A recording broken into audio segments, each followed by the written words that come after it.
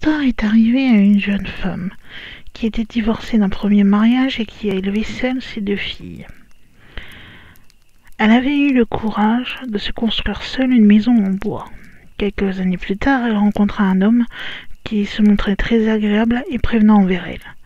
Ils semblaient très amoureux, alors ils vécurent ensemble et tout allait parfaitement bien. Pour cette jeune femme, ce nouvel homme était l'homme de sa vie. 10 années s'écoulèrent alors, parfaites. C'est au bout de 10 ans que cet homme demanda en mariage la jeune femme. Celle-ci, toute joyeuse, prépara avec soin ce moment qui consacrait cette vie commune sans nuage. Le jour du mariage, elle se brossait les cheveux lorsqu'elle vit spontanément apparaître sur sa coiffeuse un petit objet, un curieux bijou. Une croix, style cathare en fait, dont les bouts métalliques étaient écornés et qui semblait être passés par un feu. Personne n'avait posé cet objet sur sa table, et d'ailleurs, si quiconque était entré dans sa chambre et s'était approché de sa table, elle l'aurait vu. Or, elle vit vraiment apparaître cet objet qu'elle mania en tous sens entre ses doigts. Le mariage fut célébré et la fête fut joyeuse. Le couple, enfin uni, devait pouvoir savourer son bonheur. L'objet mystérieux restait dans la chambre du couple. Quelques jours après le mariage, elle reçut un appel qu'elle estima étrange. Un agent immobilier téléphonait pour savoir quand il pourrait faire visiter la maison. « Ma maison n'est pas à vendre, répondit-elle. « Madame, si je vous appelle, c'est que votre époux l'a mise en vente et il me l'a fait visiter. Un client serait intéressé. »« Quoi ? Mais vous faites erreur !» Elle raccrocha.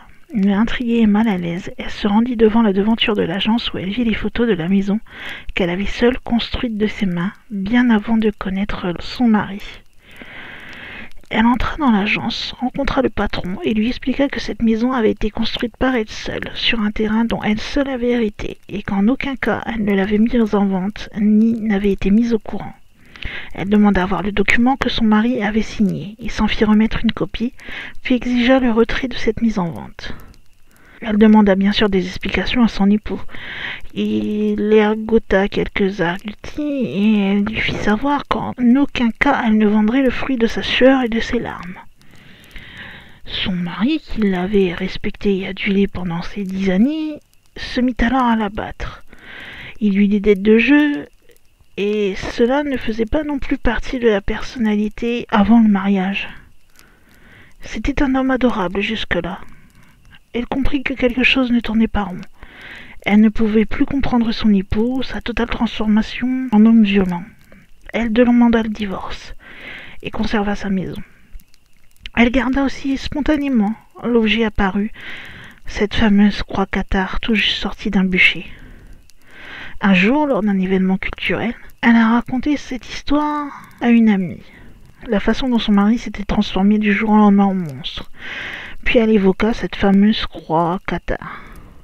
Elle l'avait avec elle dans son sac. Elle la montra donc à son amie, et celle-ci eut la vision d'un bûcher cathare.